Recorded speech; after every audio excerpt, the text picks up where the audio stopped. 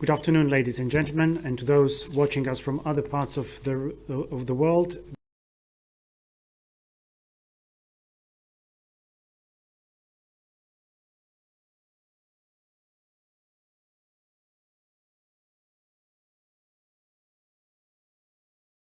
To the IPCC report on the mitigation of climate change.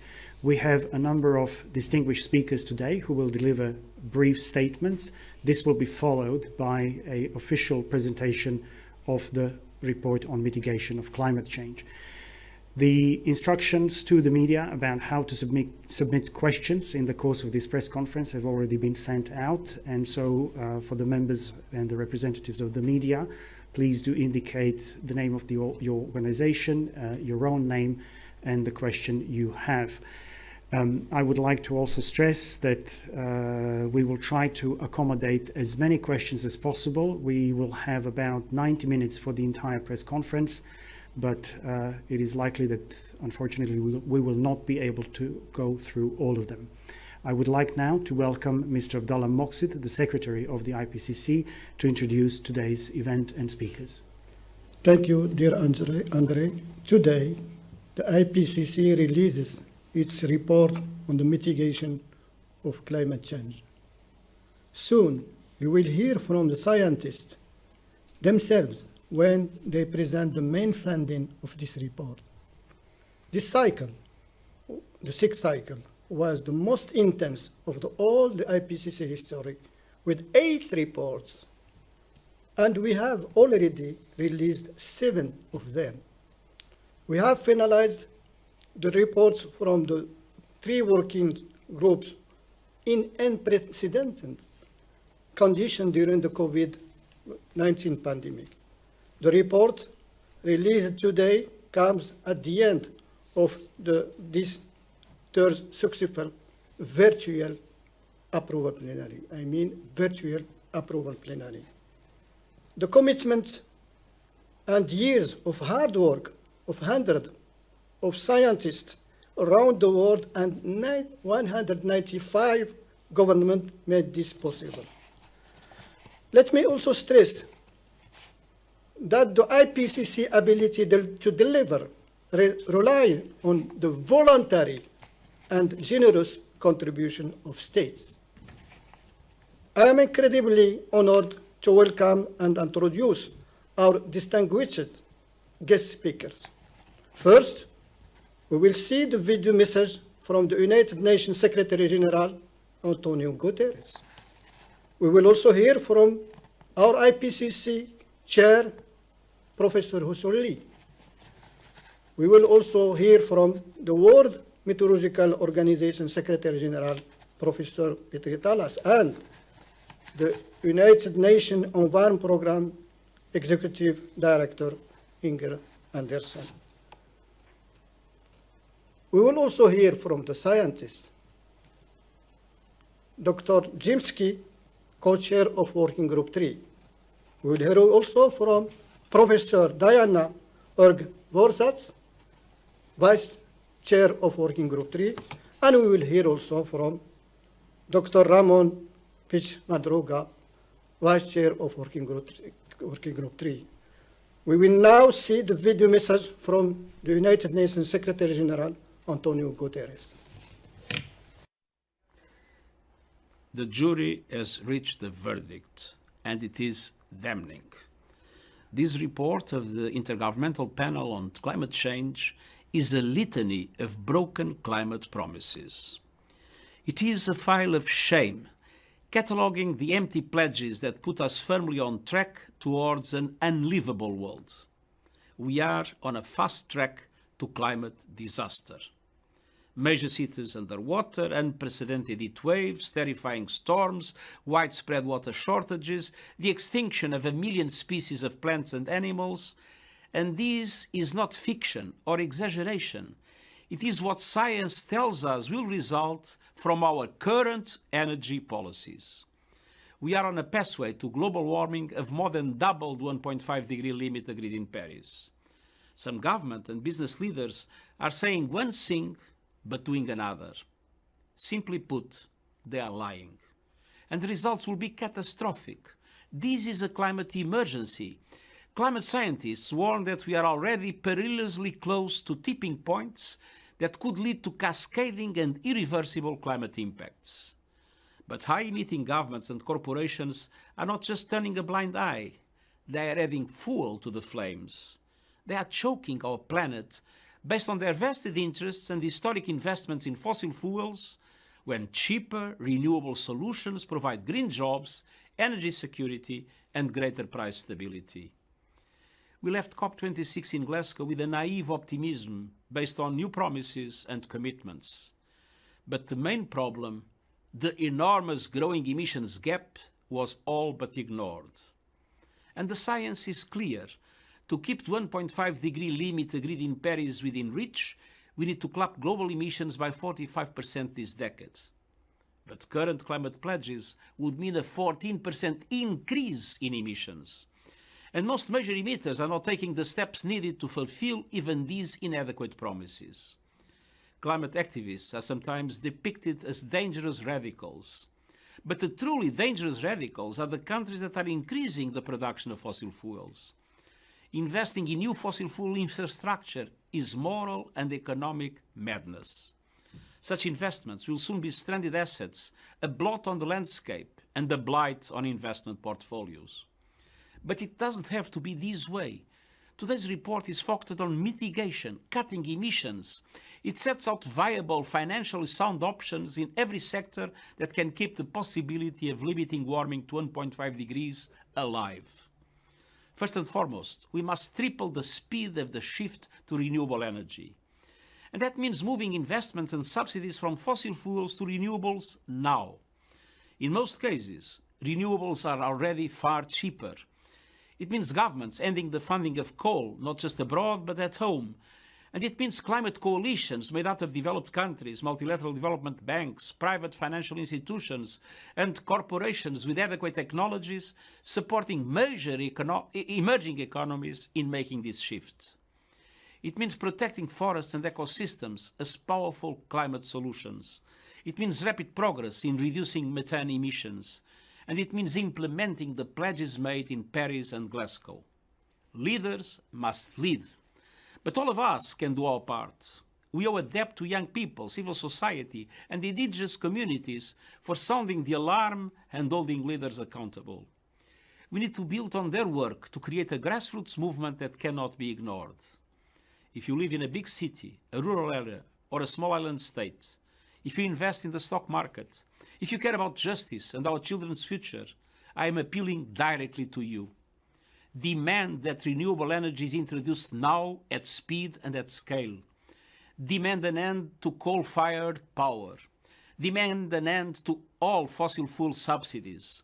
Today's report comes at a time of global turbulence. Inequalities are at unprecedented levels. The recovery from the COVID-19 pandemic is scandalously uneven. Inflation is rising, and the war in Ukraine is causing food and energy prices to skyrocket. But increasing fossil fuel production will only make matters worse. Choices made by countries now will make or break the commitment to 1.5 degrees. A shift to renewables will mend our broken global energy mix and offer hope to millions of people suffering climate impacts today. Climate promises and plans must be turned into reality and action now. It's time to stop burning our planet and start investing in the abundant renewable energy all around us.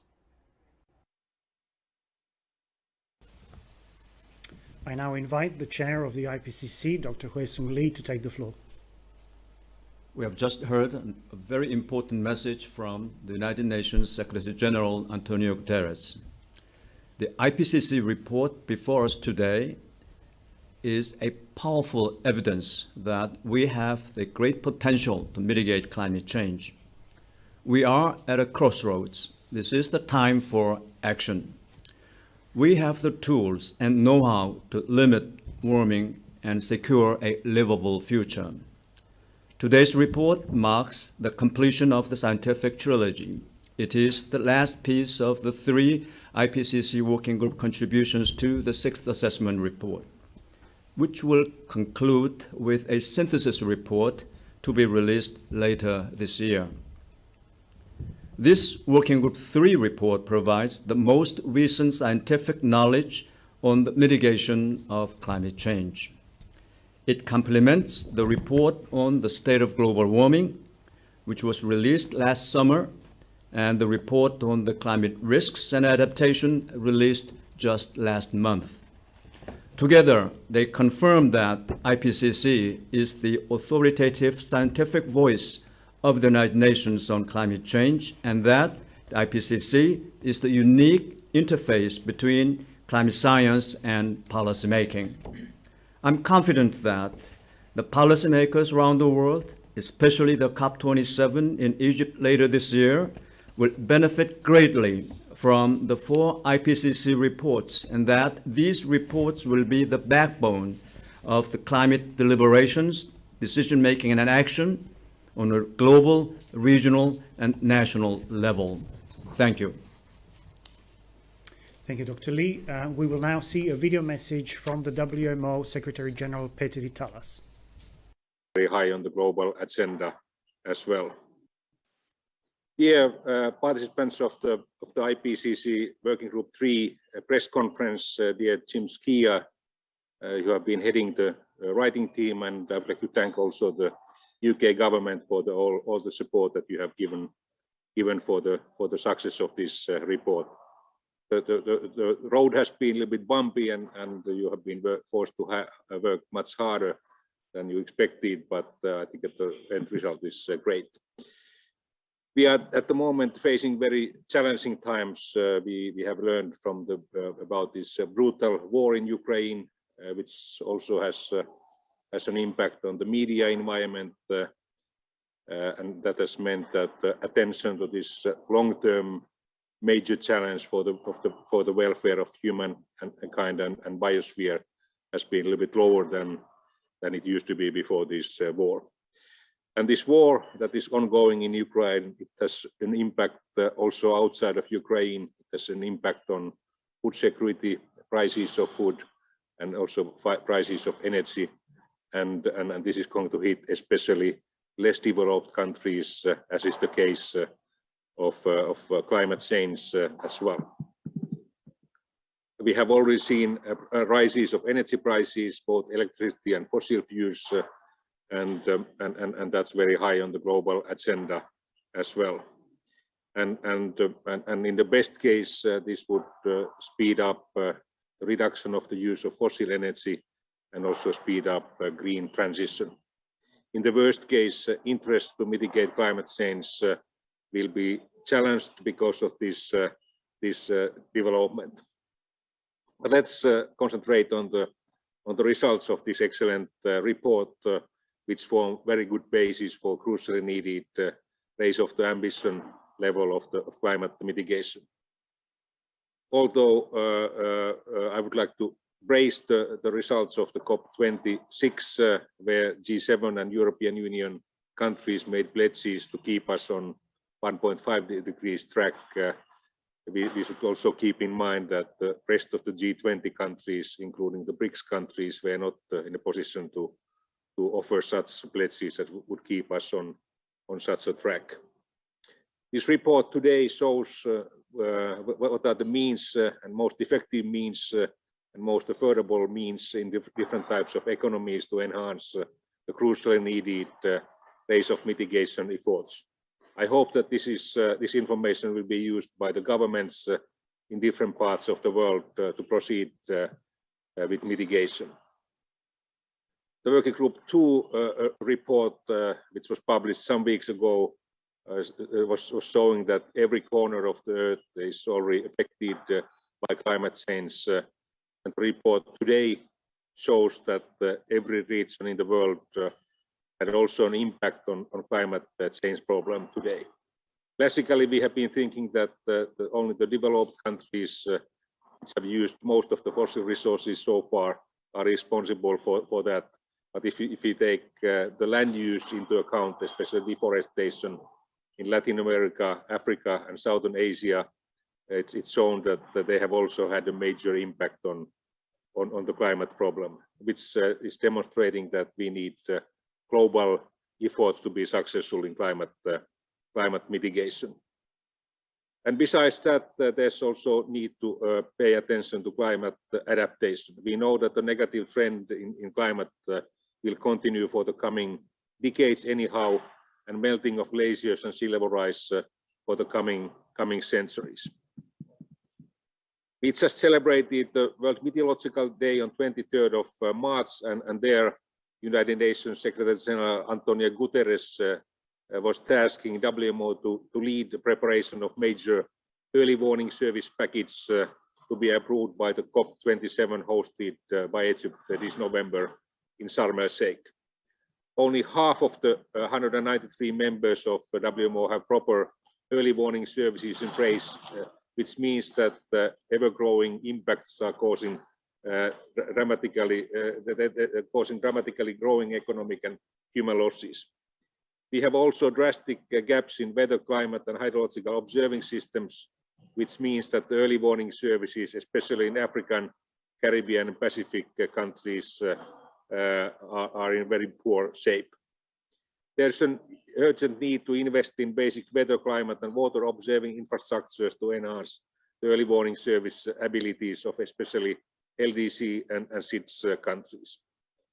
UN aims at reaching 100% global coverage of early warning services by the end of 2028 through investments and capacity building of meteorological, climate, and hydrological infrastructures and education of related national expertise.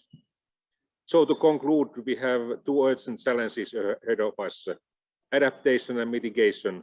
Both financing visionary political decisions and concrete actions are needed for the sake of the welfare of current and future generations and our biosphere. Thank you. I would now kindly invite Inge Anderson, the UNEP, the United Nations Environment Programme Executive Director, to take the floor. Thank you so much, and to all members of the press, welcome, and of course to Ho-Sung Lee, who's the chair of IPCC, and certainly to Jim Skier, Diana Urj-Bosatz, and Ramon Pix Madruga, who is first co-chair and vice chairs of this working group. Today we present an important report, part of the trilogy that Petri referenced in his recording. As you know, this is the third report from the IPCC during this current assessment cycle, and it now completes the full picture of the climate crisis that is facing humanity. And as we heard from the Secretary-General, it is not a pretty picture.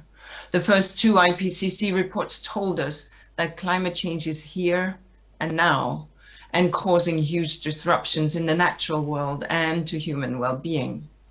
This report tells us that we're still not doing enough to cut greenhouse gas emissions, confirming the findings of UNEP's 2021 emissions gap report. The last 2 decades saw the highest increase in emissions in human history, even though we know how much trouble we're in. The next decade cannot follow the same pattern if we are to hold warming this century to 1.5 degrees Celsius. Half measures will not halve greenhouse gas emissions by 2030, which is what we need to do. And we all need to go in on this. The IPCC tells us that we have the knowledge and the technology to get this done through a rapid shift from fossil fuels to renewable and alternative fuels, through moving from deforestation to restoration, through backing nature in our landscapes, oceans, and cities, through transforming our cities into green and clean spaces, and through behavior changes to address the demand side of the equation. Now, such an opportunity did present itself when countries rolled off their docket stimulus packages to help kickstart economies when we faced COVID-19 pandemic. But on the green scorecard, we failed, loud and clear.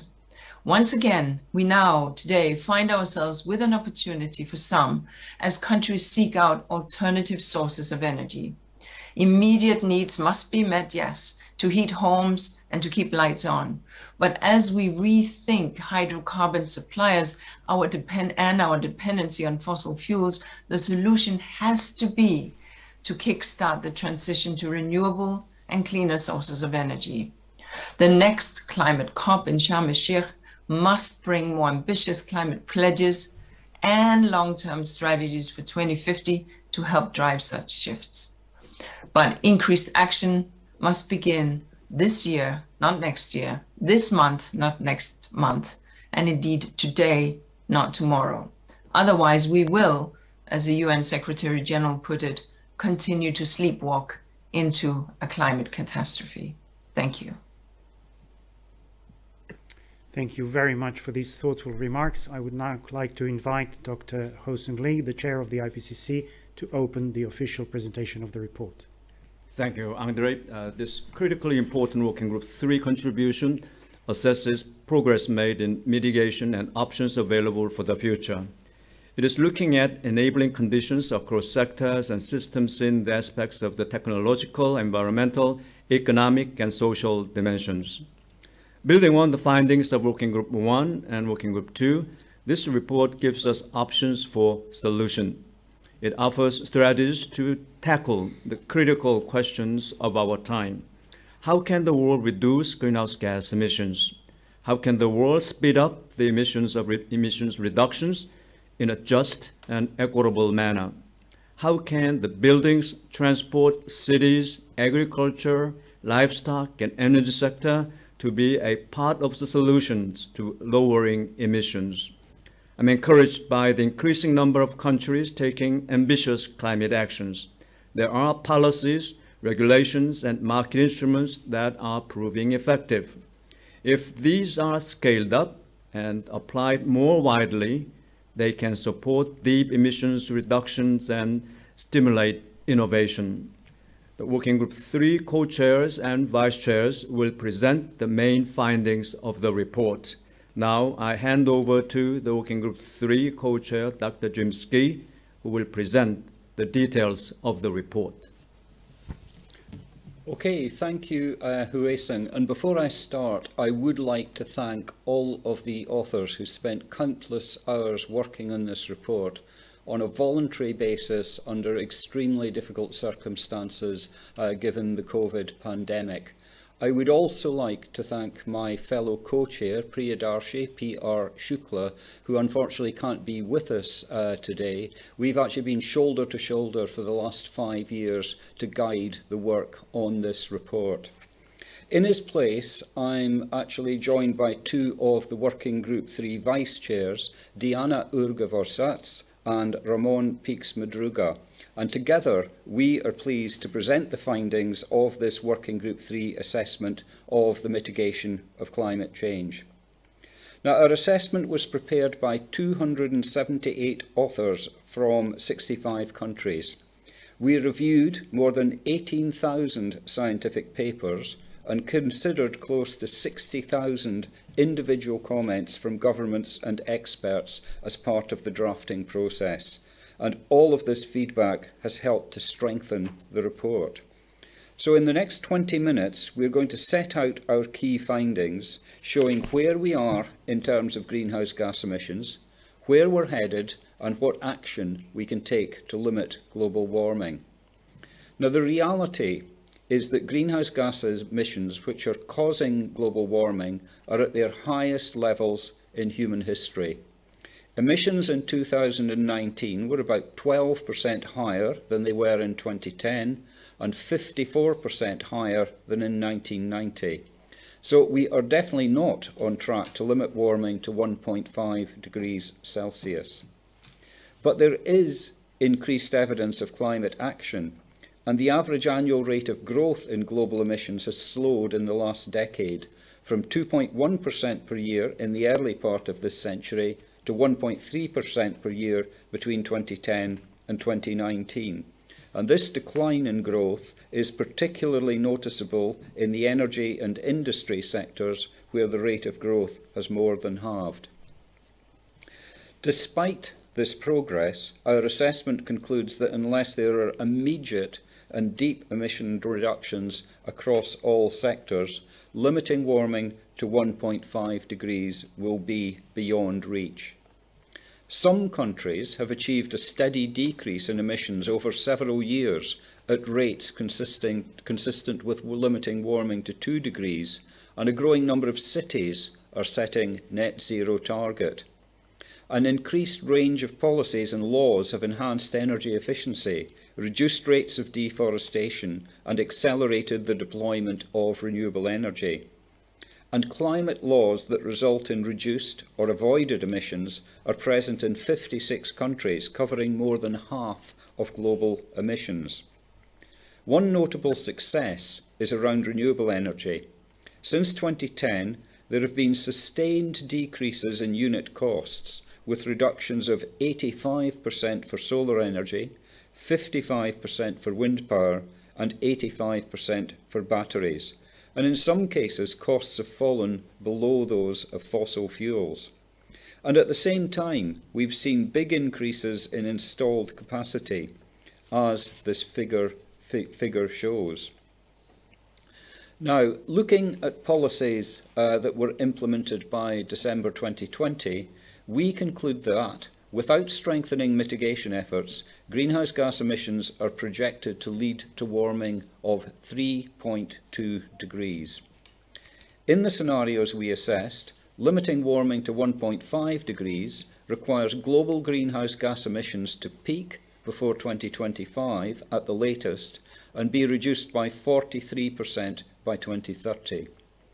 Emissions from methane, a short-lived but very potent greenhouse gas, would also need to be reduced by about a third over the same period. And even if we do this, it is almost inevitable that we will at least temporarily exceed 1.5 degrees warming, but we could return below this level by the end of the century. Now, limiting warming to around 2 degrees still requires global emissions to peak before 2025 at the latest, and be reduced by about a quarter by 2030.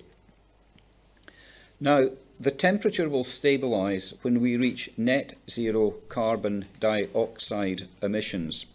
So to limit warming to around 1.5 degrees requires reaching net zero carbon dioxide emissions in the early 2050s, and for 2 degrees, carbon dioxide emissions would have to be reduced to net zero in the early 2070s.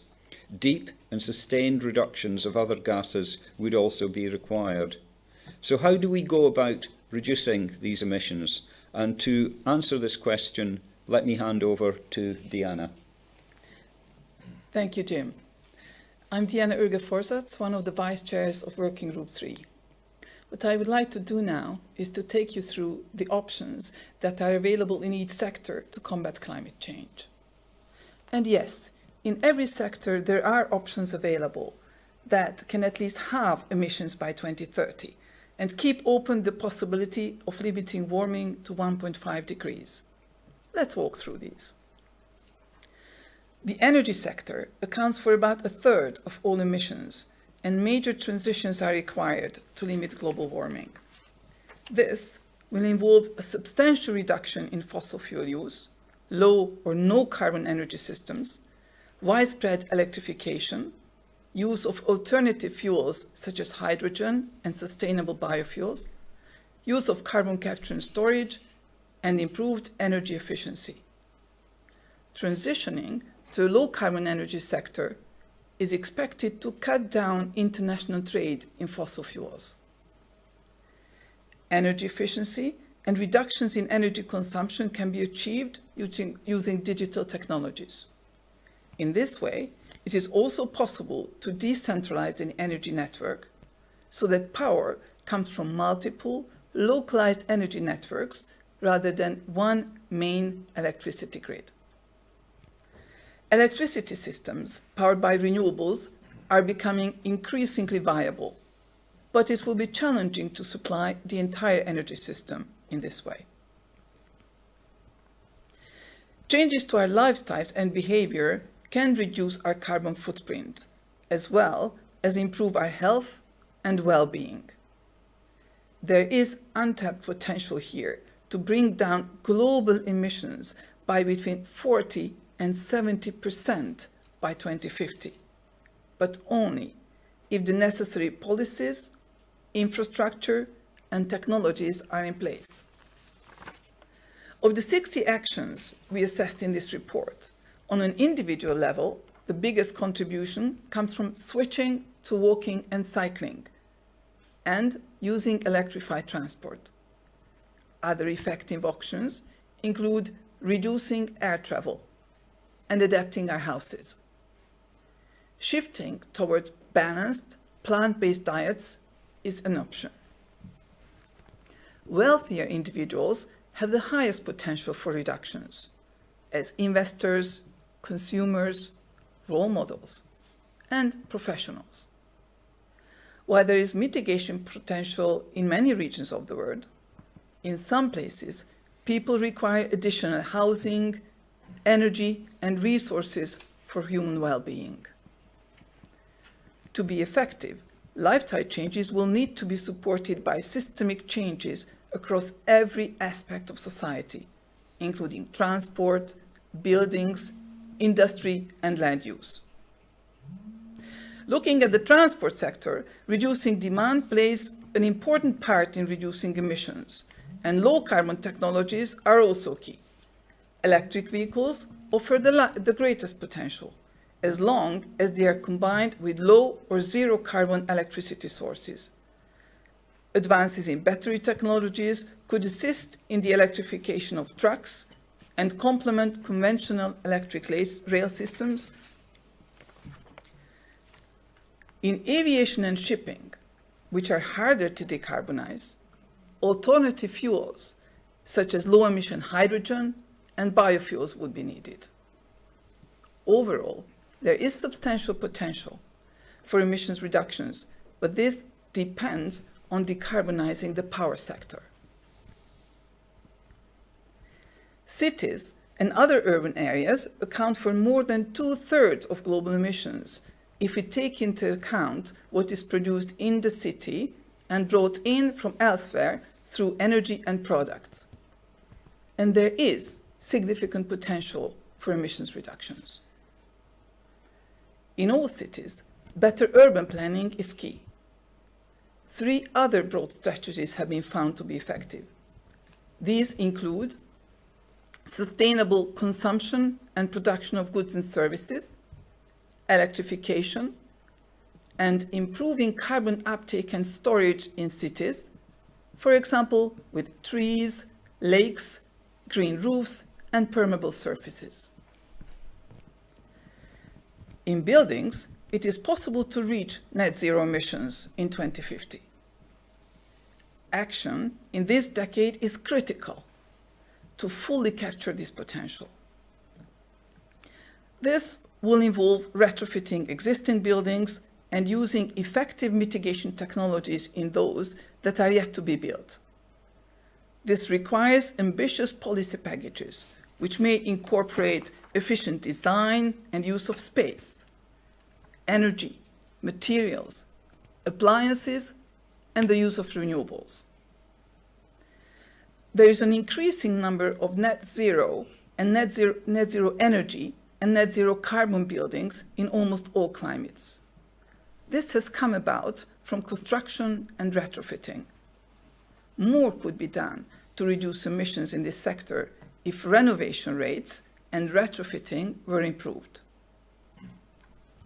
Reducing emissions in industry will involve using materials and energy more efficiently, reusing and recycling products, and minimizing waste. These approaches are underused in policies and industrial practice at present. For basic materials, including steel, building materials, and chemicals, low to zero greenhouse gas production processes are at their pilot or near commercial stage. In some cases, they are at commercial stage, but not yet established through industrial practice. This sector accounts for about 1/4 of global emissions. Achieving net zero will be challenging and will require new production processes, low and zero emissions electricity, hydrogen, and where necessary, carbon capture and storage. To counterbalance hard to eliminate emissions, for example, from agriculture, aviation, and some industrial processes, requires carbon dioxide removal. These methods remove carbon dioxide from the atmosphere and store it on land, underground, or in the ocean. There are biological methods that can store carbon, such as reforestation and soil carbon management, and these are widely practiced. New technologies, such as direct air capture and storage, require more research, upfront investment, and proof of concept at larger scales before they can be widely used. Carbon dioxide removal is essential to achieve net zero. For carbon dioxide removal to work effectively, agreed methods for measuring, reporting, and verification are required. And finally, agriculture, forestry, and other land use can provide large-scale emissions reductions and remove and store carbon dioxide at scale. This can be done by protecting and restoring natural ecosystems, including forests, peatlands, coastal wetlands, savannas, and grasslands. Improved and sustainable crop and livestock management can also play a part. Land provides us with so much, for example, food, nature, and our livelihoods. These competing demands have to be carefully managed. But land can only do so much in terms of removing and storing carbon, and cannot compensate for delayed emission reductions in other sectors. To look at how we can strengthen the response and accelerate a low-carbon transition, I would like to hand over to my fellow Vice Chair, Ramon. Thank you, Diana. My name is Ramon Pix Madruga, Vice Chair of IPCC Working Group 3. I'm very pleased to share with you this last segment of our presentation. The next few years are critical if we want to limit warming to 1.5 degrees Celsius. And what I would like to share with you now is precisely the way, some options to improve our chances to success. And I would like to start with finance. Our assessment shows that financial flows are a factor of 3 to 6 times lower than levels needed by 2030 to limit warming to below 1.5 degrees Celsius or 2 degrees Celsius. But there is sufficient global capital available and liquidity to close investment gaps. Clear signaling from government and the international community, including a strong alignment of public sector finance and policies, is critically important. The challenge of closing gaps is widest for developing countries due to the limited capacities of these countries, particularly the less developed countries. Without taking into account the economic benefits of reduced adaptation costs or avoided climate impacts, global gross domestic product growth would be just a few percentage points lower in 2050 if we take the necessary actions to limit warming to 2 degrees Celsius or below compared to maintaining current policies. Let's turn our attention now to regulatory and economic instruments and policies which play a critical role in strengthening the response to climate change. Regulatory and economic instruments ranging from standards for vehicle efficiency and building codes to policies for industrial decarbonization to broad-based carbon taxes and emission trading systems have already proved effective in reducing emissions. So such measures can be strengthened and expanded significantly. policy packages and economy-wide packages are better able to achieve systematic change than individual policy instruments on their own. Ambitious and effective mitigation requires coordination across government, setting and implementing strategies and building consensus among disparate stakeholders. These efforts are particularly effective when built on engagement with civil societies, indigenous people, professional bodies, and businesses.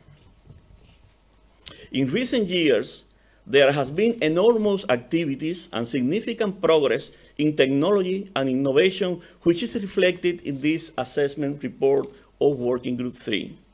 Investment and policies, especially for scientific training, as well as research and development, push forward low-emission technological innovation.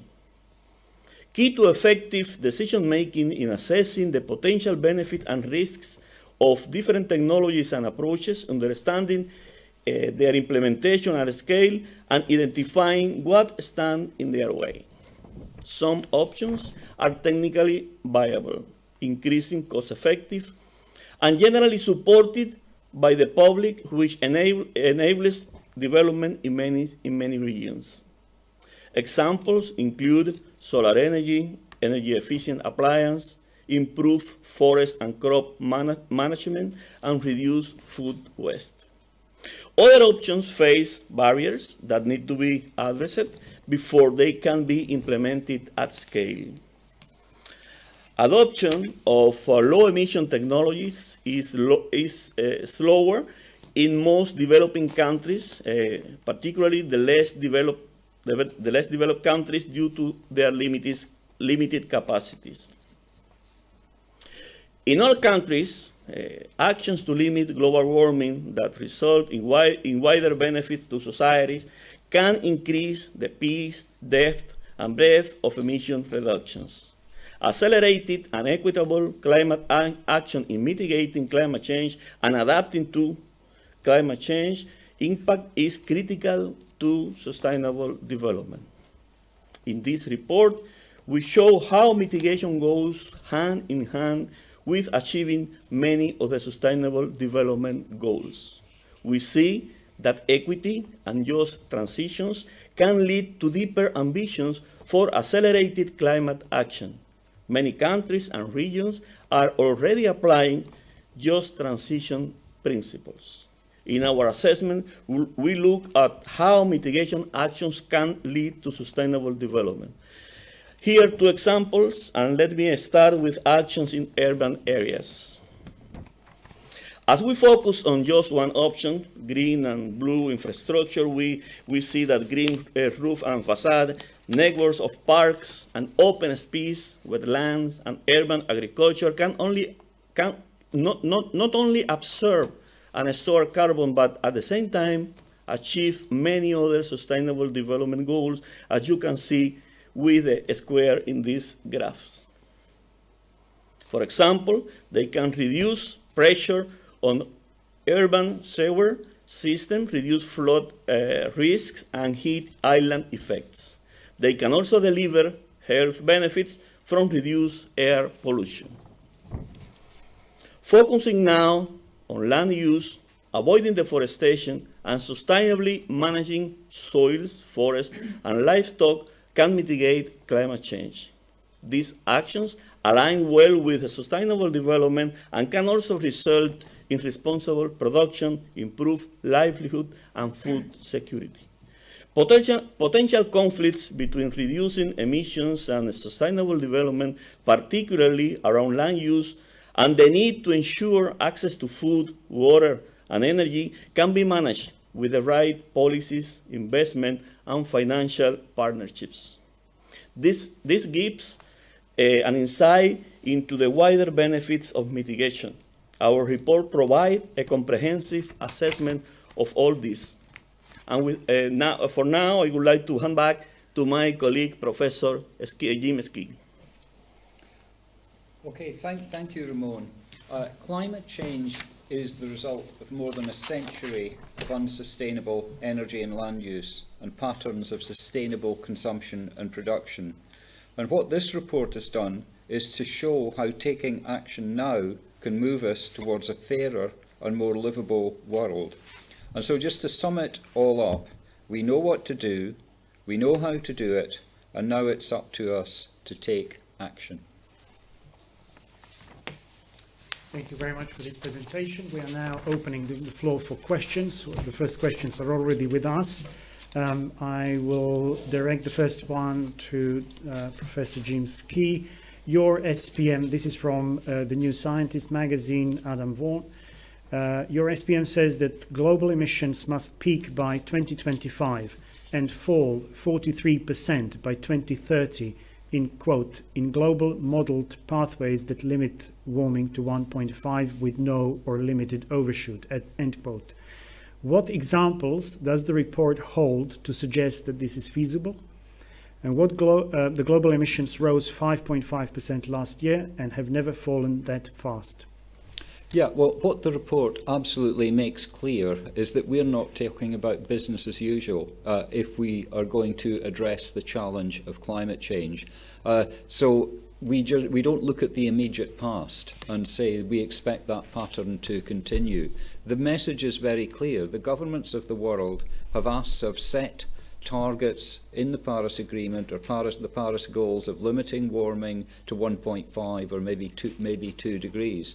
And what we have done is set out very clearly, it's almost through the laws of physics and chemistry, that that is what would need to happen if we were to limit warming to these levels. Now, we're very conscious of the question about this big change of direction. So the report does contain within it lots of assessments of the feasibility of the individual options that Diana especially was taking us through. And it also has an assessment about the feasibility of actually the kind of system changes that would be needed. And just to say, the longer we put off action in terms of addressing climate change, the bigger the feasibility challenges will be. And that is a very, very clear message of the report. Thank you very much for that. The next question is from Deborah Kroll, the Indigenous Affairs reporter from Arizona Republic. This is the question for Diana. Indigenous people fear that the move to conserve more land will end up removing them from those lands and result in not only homelessness, but decreasing biodiversity that made them attractive. How could they be included in conservation instead of being excluded from their ancestral home? Thank you very much for that question. Actually, there are several aspects of our report that are relevant to this question. For example, first we show that actually restoration of ecosystems and preserving some of the land in its original ecosystem status is very important. In fact, one of the most important options in our land, how we can reduce emissions. What we also show that any option that we want to implement will have negative impacts on some consumer groups or some stakeholders, some parts of businesses or of the society. And in order to manage these, the best option is to involve these stakeholders from the beginning of planning these actions, and we especially emphasize indigenous peoples that these are especially important to involve.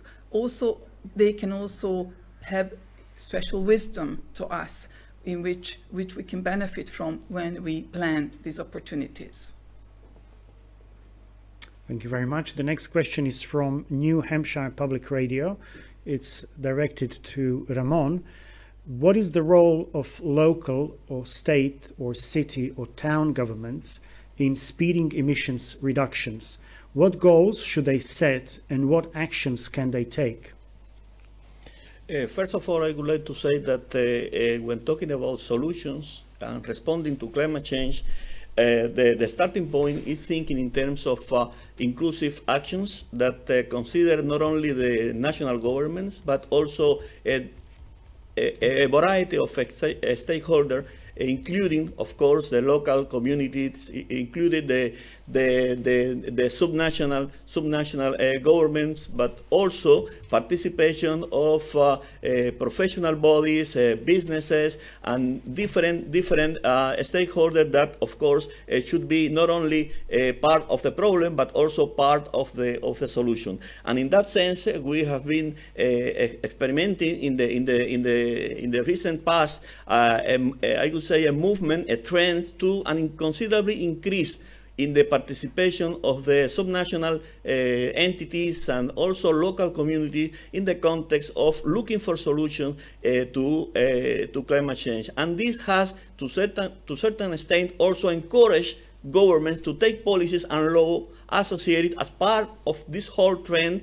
This has encouraged and to the national government to think and to take approved policies and laws that directly or indirectly, let's say, for instance, through energy policies and so on, contribute to climate action, contribute to climate responses.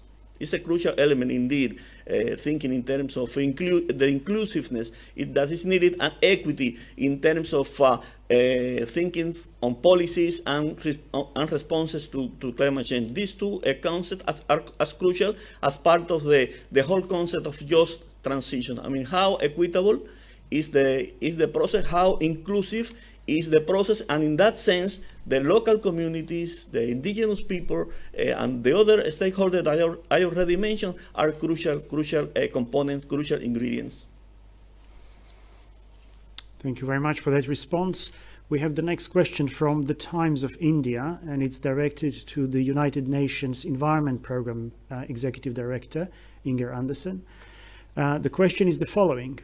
Many banks are promising to eliminate fossil fuels advancements, and corporates are promising net zero, which may not be believed by everybody. The UN Secretary-General has formed an expert group to take stock of the progress of these claims. How do you feel and how much this is possible and to achieve net zero by 2050? Well, thank you very much. I think we've just heard from the presentation that it is a major shift, and that goes for government, but it certainly also goes for banking. And so accordingly, therefore, we are very clear that it is easy to make the claim and harder to deliver on this claim, whether it's on the government side or on the banking side. But clearly what this report makes absolutely clear is that unless we do so, we will not be having the security of the investments that people have made for the day after tomorrow, the proverbial day after tomorrow. Therefore, making those shifts as early as possible is critical. In his statement, the recorded statement, the Secretary-General spoke to this exact issue. Because the point is, if I am a young person and I start my pension today, with a pension scheme today, I would very much like to have that pay out when I reach early age. So what is it, therefore, that my pension is investing in? If I am an insurance company, what is it that I am investing the insurance premium in? If I am an asset holder, what is it that these assets are invested in? That's the issue. Within UNEP FI and other aspects, we have indeed been working on this with a significant amount of resources signed up. But it is a hard issue, and the call is therefore on individual investors, but also on institutions to lean in and make this happen. Thank you. Thank you very much for this response. Just to check if there are any other additional comments from the people in the room. No. We are moving on. The next question is from the Associated Press, and it's directed to James Skee. At what date will it become impossible, even with drastic emission cuts, to keep temperature below 1.5 degrees Celsius? The report says it is impossible under current NDCs and current policy. So at what year do we pass the crossroads Dr. Lee mentioned, where no matter what we do, can't prevent hitting 1.8 degrees? Well, I think I would almost need to consult my calendar on that particular question, because the report is very clear that we need to take action now, or 1.5 degrees may become simply beyond reach. It may be physically impossible to get there. So the message is we don't have a date. I mean, I think Inger Anderson, when she was talking, she said, not this year, not next year, this week, not next week, today, not tomorrow. And that would really be the message. We need to get on with this now, or 1.5 degrees will slip beyond reach. And if there is no advance in the kind of pledges that countries are making, before we get to COP27 in Egypt at the end of this year, I think we may well have to conclude that indeed 1.5 has gone. Though, of course, in longer term, throughout the 21st century, there are technologies, there are approaches that could draw carbon dioxide emissions from the atmosphere and actually start to bring temperatures down. The issue there, of course, is that some of the climate impacts are associated with the peak temperature, because irreversible impacts may occur. So basically, it really underlines that message about taking very early action. Thank you very much for that. Next question is for Diana. It comes from Kate Arnoff of the New Republic. And the question is following. In response to high fuel prices and war in Ukraine, the US and EU have signaled they will build additional fossil fuel infrastructure on either side of the Atlantic, much of which will stay online for decades to come. Are these build-outs consistent with limiting warming to 1.5 degrees Celsius or 2 degrees Celsius? Thank you. We do show that fossil fuel infrastructure that we keep building, some of that will be stranded, which means that we will not be able to use it if we want to keep global warming to 1.5 degrees. In fact, what we show is that what we already presently see, or at least at the time when we closed, when we finally looked at literature, which was last October, that approximately 1 to 4 trillion US dollars worth of infrastructure will be stranded, which means that will not be possible already to return fully their investments. So building even more infrastructure either puts reaching our climate goals at risk, or will just cause even more infrastructure to be stranded, and that will have negative impacts on the whole society. So we do need to make choices, and what our report shows, that there are also a lot of opportunities through which we could, for example, rapidly reduce emissions and energy use. For example, through individual action, we can reduce very rapidly by 5% our emissions. And also there are longer-term opportunities through the more rapid acceleration of renewable energy technologies, which are today among the cheapest, as already my colleague Jim Ski has pointed out, and many other options which can help us to reduce our energy use and also to provide more rapid acceleration of alternative energy sources which do not rely on fossil energy production. Thank you, Diana. The next question is for Ramon. It is from Andy Revkin.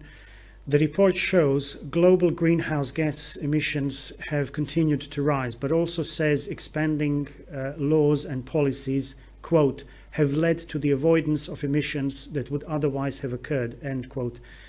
Given complexities like leakage, what's the evidence for that conclusion?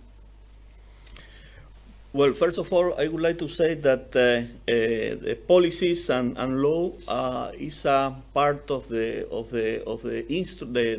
instrument, I could say, to be applied in responding to climate change. Of course, having a policy, having a law is not enough. It's a precondition, I would say. But to to having a result, an effective result out of that policies, out of those laws. Necessarily, we would need an implementation process that, as I said before, should be inclusive, should be effective, should consider the different participation of the different stakeholder, and it is a set of conditions that should be taken into account to have a chance of success as a result of this process. Reducing energy emissions, as has been already mentioned by my colleague Professor Ski, a good requirement to, if we want to limit warming, for instance, to 1.5 degrees Celsius, would imply immediate and significant reduction in the greenhouse gases emission. And also, it means accelerated mitigation, but also it should be equitable mitigation. So the policies and laws in practice should consider this aspect. Also in the implementation process should consider this aspect that should be, I would say, a precondition for having a success as part of those processes. I mean, in short, the response is not enough. Having, of course, we have been experimenting in the recent past. As I mentioned in my presentation, there has been an considerable increase in the adoption of policies and law, and this is a positive signal, of course. This is a positive signal in terms of governance, in terms of interest with regard to participating in the solutions or responses to climate change. Is a positive, is a necessary condition, but it's not a sufficient condition. We need to think also in the part of the implementation, and to the extent that those policies and law are not only adopted but also properly implemented in an equitable way, and an inclusive way, and an immediate sense, as has been mentioned. Of course, would be successful. Otherwise, the gaps would remain. Thank you. I believe Professor Ski also wants to add on this question. Yeah, I mean, I think it's a really good question to ask. We can have laws, we can have things written on pieces of paper, but do they actually make a difference on the ground? And does it make a difference to emissions? Now, in fact, the report that we've written does assess literature from quite a number of studies that have tried to address that question very directly. Some of the studies by looking backwards and trying to assess what kind of changes in emissions have occurred. And other studies which kind of look forward and try to predict the effects of policies and regulations that have come into place. So there are actually specific numbers in the report and specific numbers in the summary for policymakers, and some of the estimates lead to a guess that an estimate of about maybe 3.5% of current global emissions. Our emissions would have been 3% higher had these laws and policies not been put in place. And other estimates actually go much higher. They suggest that emissions would have been 10% higher than they currently are if we hadn't had these laws and policies. So, we can lament the fact we are beginning to slow the pace of growth of greenhouse gas emissions. It could have been higher if we had not taken action. And the challenge now is really to step up the pace of that action. We have the tools, we have the regulations, we have the policies. We need to make them tighter, and we need to spread them more widely in order to make changes. Thank you very much for that contribution. The next question is again for Diana. It's from Amy Westerveld from The Guardian. Can you speak to the roles misinformation and greenwashing play in impacting governments' abilities to effectively mitigate climate change? Yes, thank you for that question. We do show that there are many opportunities and more wider opportunities available for both governments as well as businesses to take action, and individuals as well. Nevertheless, we do show that there is a significant implementation gap.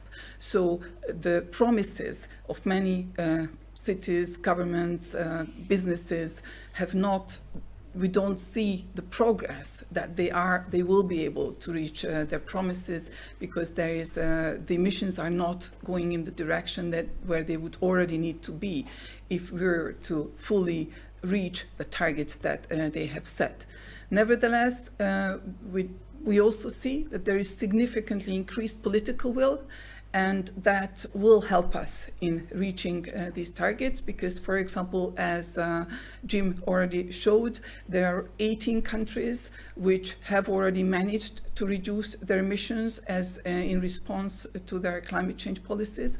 We also see that a very large number of cities have committed to net zero goals. So that means that there is increasing commitment, and when there is increasing commitment, there is also increasing attention to this. We also show that transparency, reporting, monitoring, and verification, these are all key to implementing our ambitious climate goals and ambitious policies, and we will only be able to achieve the full impact of these ambitions if we do implement also these as part of the policies and also different actions that businesses take.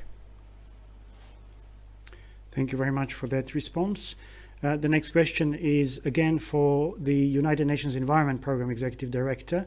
It is from the Arizona Republic. Water security is a top and urgent climate matter in the US Desert Southwest, along with other aridifying regions around the world. What is the single most important thing for people living in those areas to understand about what they can do now to protect their access to this critical resource? Thank you. I mean, I think it was the second report of this crop of IPCC reports that signifies that at some point in a year, 50% of the population are likely to be living in scarcity. And so this is absolutely an issue. So are we then, therefore, in these scarce areas, and I will distinguish between poorer regions such as the Sahel and a wealthier region such as Arizona, are we in the wealthier areas where scarcity prevails, living as if we had no scarcity? Are we being mindful of the kind of restoration activities, ecosystem restoration activities that we could do that would enhance soil moisture and therefore leave the little rainfall that there may be in the soil, also at the same time making them more fertile? Are we using zero watering gardens? What kind of hardware and machinery do we use for that is water consuming and that is otherwise that could be more water efficient? Do we understand that we can in fact implement and have a much lower water footprint while still living healthy lives with parks and enjoyment? So it is around appliances, it is around awareness, it is around use, and it is also around mindfulness, around storage and restoration in poorer zones, such as the Sahelian belt from Somalia on the one end and to Senegal on the other. Clearly there it is about restoration. This is why the African Union has started the the African Green Belt that sees to and looks towards restoring what has been degraded over since the 70s, when we have seen this ever decreasing rainfall year on year, driven on by climate change. These are the kind of actions that we can take. And so that does become very critical. If I just may, on the issue of policies, the very issue is that having policies that stick, that are, as we heard, also transparent, but also that are reported on by media and held to account. That is where we see the needle shifting the fastest. Declaratory policies that are generic in nature are not the way we will get there. It is by getting quite specific, sector by sector, the building sector, the construction sector, the transport sector, as well as the energy sector. That's the way we will get there. And of course, incentivizing with instruments, be it taxes or tax breaks, to enable that these policies are taken up more fast. Thank you. Thank you very much. We are also seeing some interest in the actual work of the IPCC. The Secretary mentioned in his opening remarks the voluntary contributions by states, as well as the pandemic. So to summarize those in a two-part question, what kind of support the IPCC is enjoying from the member states, and what has been the impact of the COVID-19 pandemic? This is a question for Dr. Abdallah Moqsid. Thank you, Andre. Yes, IPCC is basing his work on voluntary contributions. And I will use 3V. It is about financial voluntary contribution. And as IPCC work should be neutral, because we are assessing research, but we should really be neutral about any kind of policy. This is why we are working with voluntary contribution, financial voluntary contribution. The second V is, and this is the big V, because it is based on the voluntary contribution from scientists. Thousands of scientists are contributing to the high quality of the work of IPCC. And I think I am happy to see in this press conference we have developed country experts, women, and as well as developing country experts. And this sixth cycle, thanks to the voluntary contribution, voluntary involvement for not only balanced regional representation, but also the openness for new new youth scientists. And this is, thanks to this great V, we are providing a good assessment. The other V is a little bit specific for IPCC, because IPCC is the best interface between policy and science. And we were not about to achieve an approval if we didn't have voluntary disposition from government to listen to scientists to come with a consensus and also a sort of summary policymaker, that bring government and scientists in same table. Yes, of course, the sixth cycle was a little bit, particular, because it was the most intense in the history of the IPCC. We are releasing 8th report, but also we faced the COVID-19 pandemic. And I am happy to say that for the 3 reports, 3 contribution, working group 1, working group 2, working group 3 approval session, all of this approval session were handled in virtual platform. And this, of course, requested a huge IT support, huge mobilization, but there are also some positive aspects. I can just give you the example of this plenary. We did have almost 1,000 registered delegation. 1,000 participants were participating or the negotiation of this plenary, because it is virtual. But of course, we demonstrated that we managed the pandemic. The pandemic didn't stop IPCC to deliver, and we are hoping next time we have it in person. But anyway, we will be able to use this virtual platform to manage any situation, thanks to all the disposition and all the collaborative work. And this is something I want also to highlight.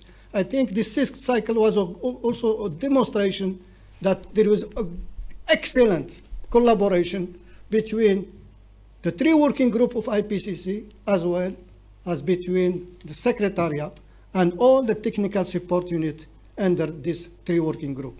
This is what I want to say. Thank you. Thank you very much. I believe the chair of the IPCC would also like to add a few words. Yes, thank you. A couple of minutes ago, there were questions about the effectiveness of climate mitigation and also some policy instruments. And these are very, very important questions. And I just want to highlight a couple of data that AR6 found. That is the consumption-based CO2 emissions declined in developed countries. This implies that the CO2 intensity in the developing countries declined. This is the example of a very positive policy spillover across the borders. And policies, positive policies, actions taken in a developed countries or some other countries have a spillover effect. So we can be very optimistic about this direction of very ambitious action in the countries. Thank you very much, Dr. Lee. The next question is from Laurie Gehring from the Thomson Reuters Foundation. It is for Ramon. What are now the major barriers to achieving the transition needed? Social, financial? What, in simple terms, needs to change to bend a curve that is so far not being bent? Thank you very much. I would say that this question refers to some elements which are crucial in the debate on climate change and also for finding solutions or responding to climate change. With regard to the social issues, I would like to highlight that this is in this sixth assessment report, the contribution of Working Group 3 to this sixth assessment report of the IPCC. This is the first time that a whole chapter has been devoted to analyze the demand side and the social aspect of mitigations, including aspects related to the demand side solutions and responses to climate change. And this is an issue, of course, as was mentioned by Diana in her presentation. There is a huge potential for reducing emissions on the demand side, and in that sense, social aspect in terms of changes in behavior and other social elements could contribute to realize this huge potential in terms of the demand side actions on the demand side. But of course, there are talking about barriers, and of course there are social barriers as those associated to the social behavior, but there are other crucial barriers that has to do with what is also mentioned in the question, which is finance, technology, and this is crucial for particularly those segments of the world economy which are much more vulnerable. And they are the developing countries, and within the developing countries, for instance, those which are much more vulnerable as small island developing states and the less developed countries. Finance, with regard to finance, there is also an extensive assessment of the financial aspect in this contribution of Working Group 3 to the sixth assessment report. And in that sense, it is clear that there is a gap.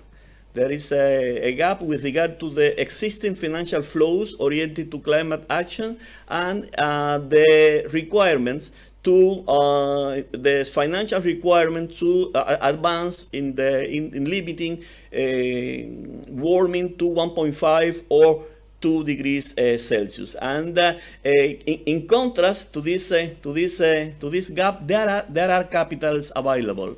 There are liquidity available. So the point is, if we want really to advance in that path of limiting warming, following those ambitious goals, we need to think in terms of firstly addressing those gaps, and this is a signal for government, for the international community, also in terms of international cooperation, but because finance and technology are two key aspects that in terms of barriers and in terms of the needs of developing countries for fully participate in this response, in this global response to climate change, that should be properly addressed. And this has also to do with the articulation, the connection of the climate response to the Sustainable Development Goals.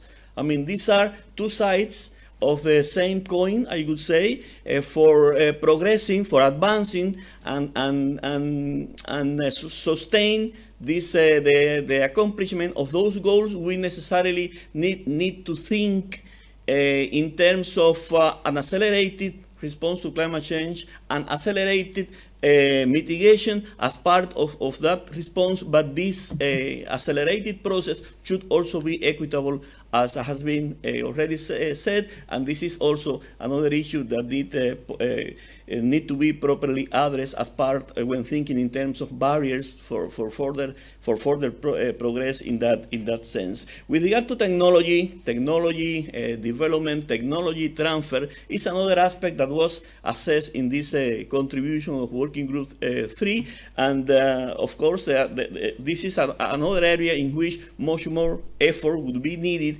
if we, want to advance with limiting the warming in those directions, taking into account these two ambitious goals: 1.5 degrees Celsius and 2 degrees Celsius. So in general, I would say that this aspect, when the responses or the potential responses to climate change, particularly in terms of mitigation, which is the mandate, the main objective of this Working Group 3, when talking about mitigation as part of the responses to climate change, the assessment of not only of the potential but also of the barrier has been a crucial aspect, and of course the intention is keeping these as relevant areas within the work of the IPCC.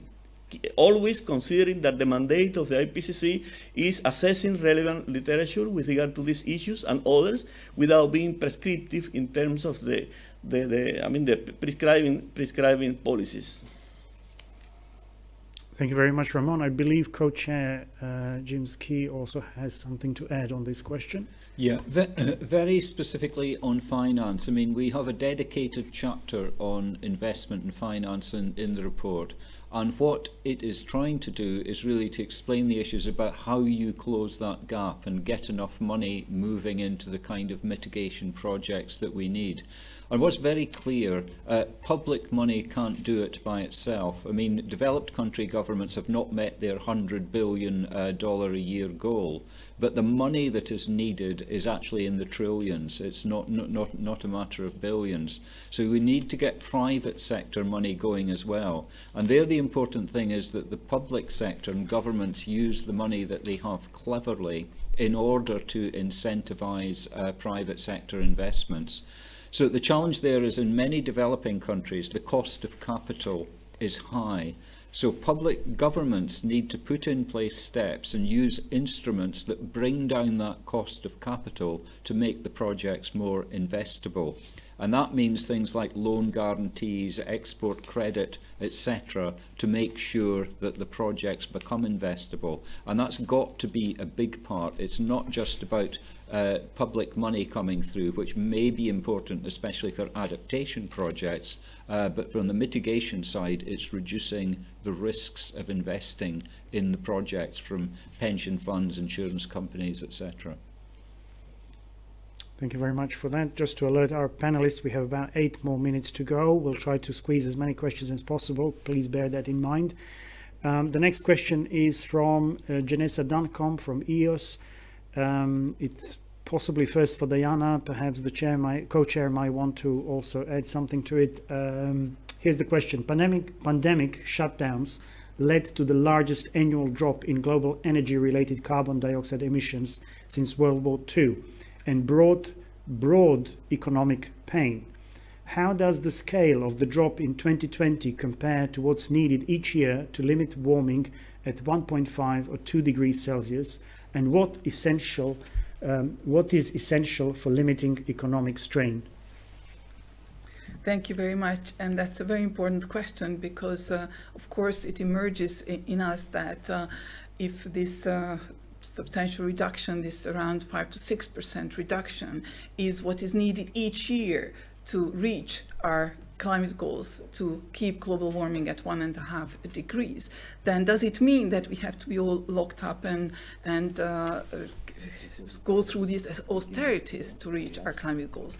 But our report shows that, in fact, the opportunities that we show have actually options to improve our lives. So we show many options. For example, if we design cities better, that means if we don't have to get into our cars to travel far away, because the jobs and the homes and the shopping are near to each other, and we are able to walk, or we are able to cycle because there is a safe bicycle infrastructure. This actually doesn't only cut greenhouse gas emissions significantly, but will also help us with being more healthy, and also cutting urban air pollution. That is also one of the biggest sources of air pollution related health effects and death. So coming back to the pandemic gave us also many further opportunities. For example, the fact that we are now discussing online and have this press conference online, this has been made increasingly acceptable and increasingly possible as a result of the pandemic, because we are improving our digital infrastructure and access to digital services, and generally accelerated digitalization, which is shown in our report to be a fundamental part of many of our responses. Nevertheless, the pandemic also increased many of these barriers that have been just discussed. For example, it needs to be acknowledged that hundreds of millions were pushed back into extreme poverty. Also, many countries have accumulated substantial debt, and that will also be an important barrier to them responding to climate change.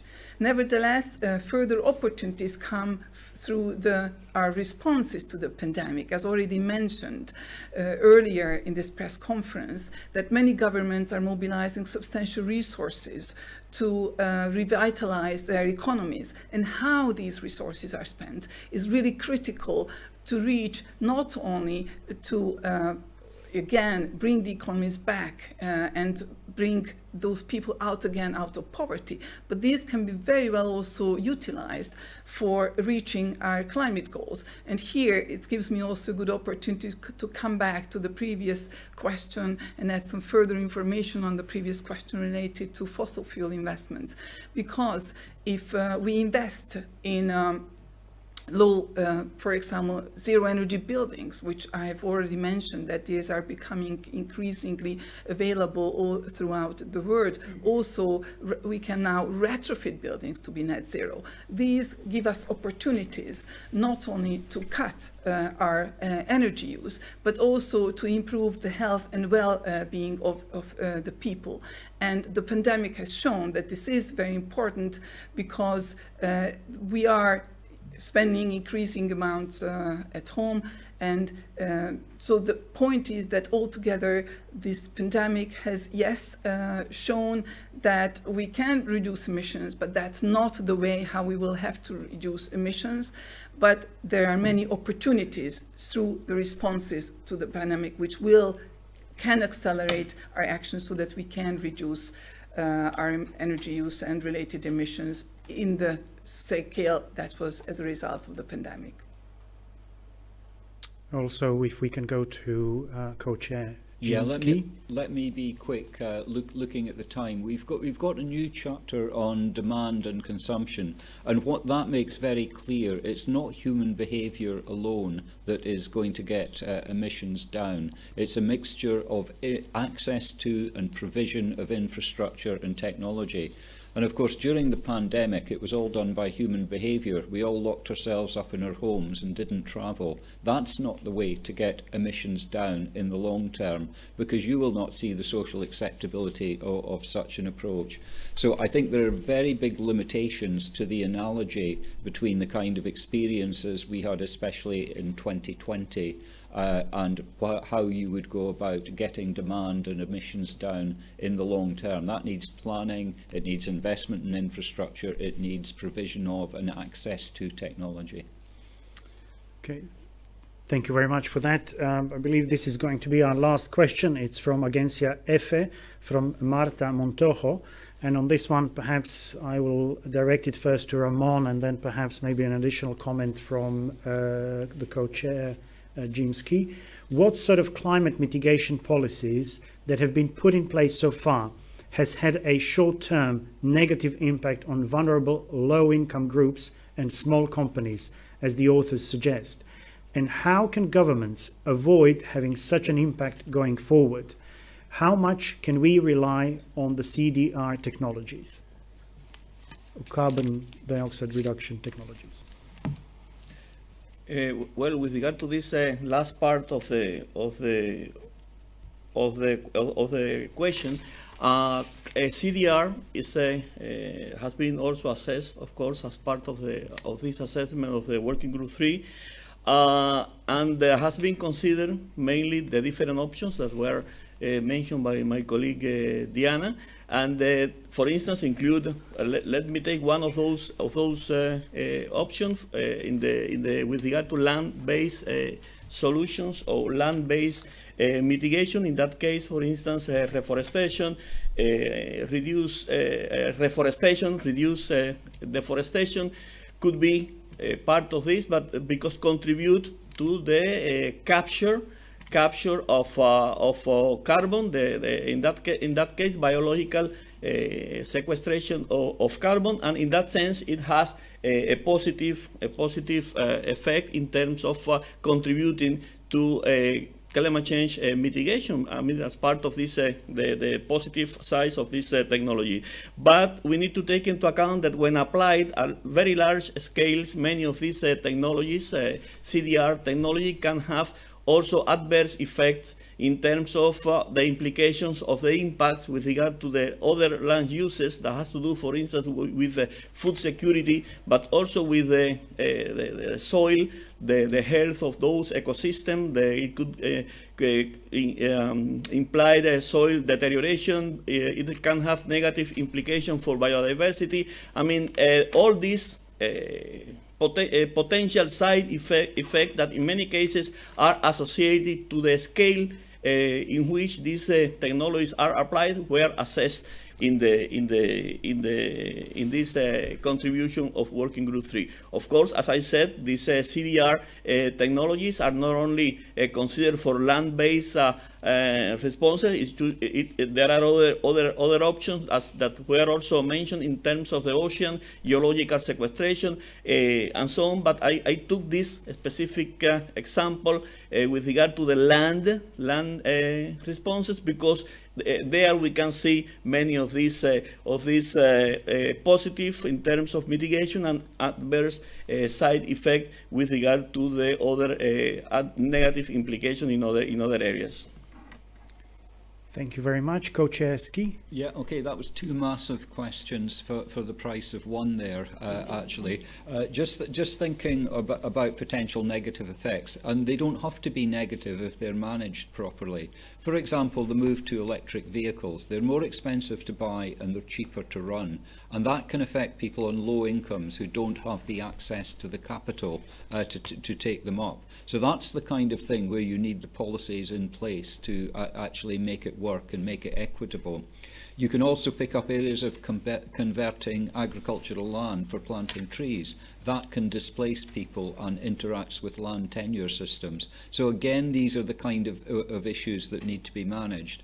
And on carbon dioxide removal, I mean, the chapter that we have on this that includes this is very clear that there are a very diverse number of approaches, technologies, measures that count as carbon dioxide removal, and they all need to be addressed very carefully. Some are land-based, as Ramon has said, some are very engineering and technical, and each has their own challenge. But I'd completely agree with Ramon that it's the land-based ones where you need to look out very carefully for the social equity, just transition kind of issues. Thank you very much. And actually, the last question is also for you. It is from the Washington Post, and it's the following. The report makes that politics, not science, technology, or lack of understanding is the main barrier to achieving emissions reductions. Which political players have been the main obstacles to climate action? How must politics now change to enable the energy transition to occur? Andre, you saved the most difficult question for last, and the one I need to be most delicate one, because it is not IPCC's job to comment on the policies of individual countries or organisations. We have a chapter on institutions, governance and policy that very carefully assesses the literature around these particular areas. And I think what it actually does is to step back a little from actually asking questions about greenwash and whose obstacles, to think carefully about how policies are formed and the role of different stakeholders in policy formation. And it then has a much wider reach because of course NGOs and civil society are also playing a big role in influencing climate policy, and we flag up the role for increasing role of climate litigation, which may not only affect governments but may affect private sector actors as well. So as you know, we're trained to deflect questions like that, and I hope I've deflected it sufficiently. Thank you.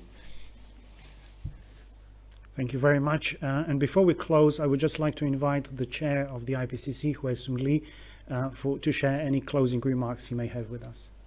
Thank you very much. And this report, as you know very well, is released under the rising oil prices. And the oil prices is changing almost every day. And remember, 2 years ago around this time, exactly April 20th of 2020, the oil price was minus $40 per barrel. So this is the world. And therefore, this increases rapidly rising oil prices would be just a blip in our journey to the path to net zero. And the world sooner or later will realize that this net zero path would be independent of changes in oil prices. Our data support that. Working group, this 3 report indicated that for last 10 years, the CO2 intensity declined globally, regardless of changes in the oil prices, which was very volatile. So we wish to convey that message to the world. Thank you very much. I wish to thank all of the panelists for their time today and for sharing the scientific findings of the Working Group 3 report, the 3rd contribution to the 6th assessment cycle, which will be concluded in autumn this year when the synthesis report will be again delivered to the public, to the world. I would also like to thank the representatives of the media for attending this press conference. Take care and see you soon. Bye-bye.